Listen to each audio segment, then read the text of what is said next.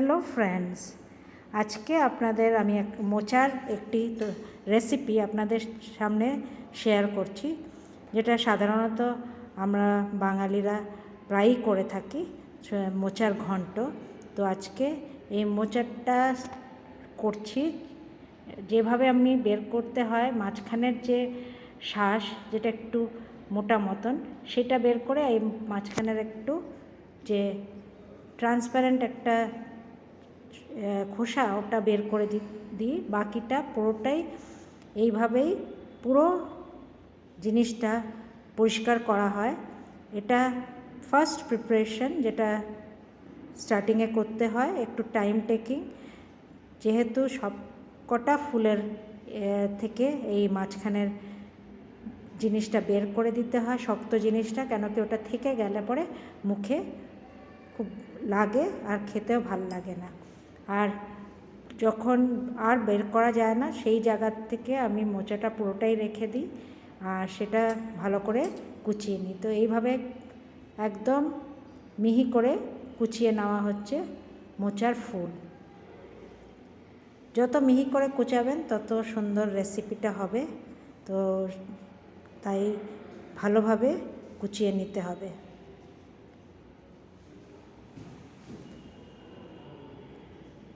মাঝখানের ফুলটাও বেশ ছোট ছোট করে কুচিয়ে নেবেন। তো এইভাবে খুব সুন্দর করে মিহি করে কুচিয়ে নেব পুরো মোচার ফুলটা। খেতে অপূর্ব লাগে, কেন কি এটা খুবই টেস্টি আর সেরামই আয়রন আর ফাইবার যুক্ত এই খাবারটি। তো সেই জন্য যাদের আয়রন প্রয়োজন তাদের এই মোচার তরকারিটি অবশ্যই খাওয়া উচিত, কেন কি প্রচুর পরিমাণে আয়রন থাকে। দেখুন মাঝখানের ফুলটাও বেশ ভালোভাবে কুচিয়ে নিচ্ছি। এবার প্রেসার কুকারে এটাকে ধুয়ে সেদ্ধ করব, সাথে একটা বড় আলুও সাথে সেদ্ধ করার জন্য প্রেসার কুকারে দিয়ে নিয়েছি। আমি 3টে সিটি দিয়ে নেব। এর মধ্যে আমি নিয়ে নিয়েছি অড়হর ডাল, যেটা আমি ভিজিয়ে রেখেছিলাম প্রায় 6 ঘন্টার মতন। আর এবার ডালটা আমি মিহি করে বেটে নেব। তো এই ডালের আমি নুন দিয়ে এটা বেটে নিয়ে বড়া করে নেব এই মোচার ডালনাতে দেওয়ার জন্য। অনেকে চিংড়ি মাছ দিয়ে করে, বড়ি দিয়েও করা যায়। তো আমার এই ডালের বড়ি দিয়ে, ডাল দিয়ে যে বড়া করে, সেই বড়া দিয়ে মোচার ঘন্টটা বানালে পরে খুবই ভালো লাগে। তো নুন দিয়ে নিয়েছি ডালে, আর নুন দিয়ে এবার ডালটি ভালোভাবে পেস্ট করে নেব। এই পেস্ট হয়ে গেছে। এবার একটি ননস্টিক তাওয়াতে কিছুটা তেল দিয়ে বড়া সব ছোট ছোট ছোট ছোট আকারে আমি বানিয়ে নেব। বেশি বড় বানাবেন না, যাতে সবার পাতে যেন বড়া পড়ে, সেইভাবেই ছোট ছোট করে বড়া বানিয়ে নেব। তো একসাথে আমি ননস্টিকে একসাথে দিয়ে পুরো ডালটারই বড়াটা বানিয়ে নিচ্ছি। এবার আমার সুসিদ্ধ হয়ে যাওয়া এই মোচা আমি জল ঝরিয়ে নেব, আর আলু খোসা ছাড়িয়ে ছোট টুকরো করে নেব। এবার তেলে দিয়ে দেবো হচ্ছে জিরে আর তেজপাতা ফোড়ন দিয়ে নেব, আর সেই তেলে দিয়ে দেব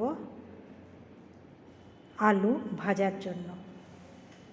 একটু সেদ্ধ হয়ে গেলে আলু তাড়াতাড়ি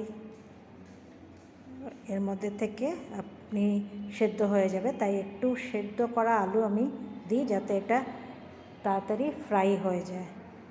তো এবার আলুর টুকরো আমি এর মধ্যে দিয়ে দেব।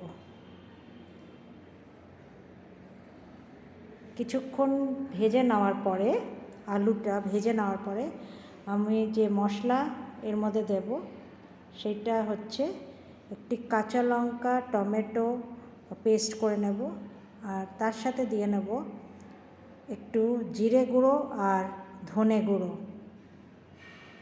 জিরে গুঁড়ো ধনে গুঁড়ো দিয়ে কিছুক্ষণ নাড়িয়ে নিয়ে আমি টমেটো আর কাঁচা লঙ্কার পেস্টটাও দিয়ে দেব। জিরে দিয়ে নিচ্ছি।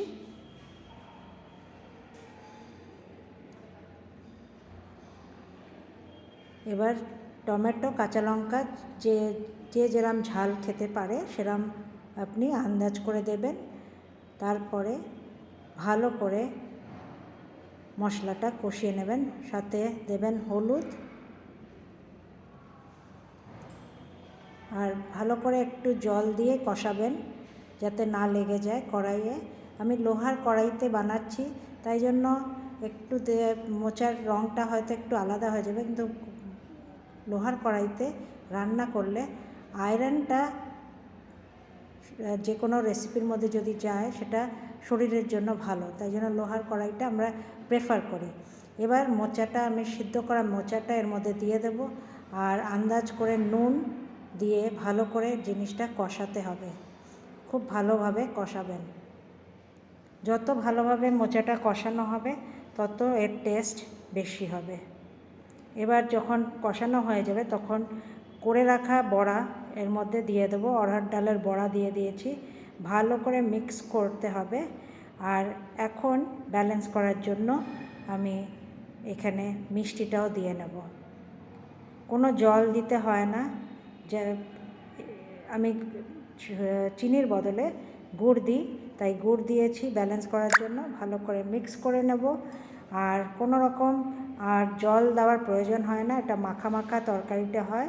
তো এইভাবে করে নিন মোচার তরকারি, সবাই বাড়িতে এটা খুব আনন্দ সহকারে এসে খাবে, আনন্দ করেই খাবে, কারণ হচ্ছে এটা খুবই টেস্টি হয়, আর এটা রুটি বা ভাতের সাথে খুবই ভালো লাগে।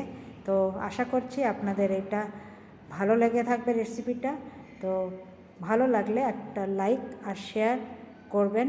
So thank you guys and bye bye.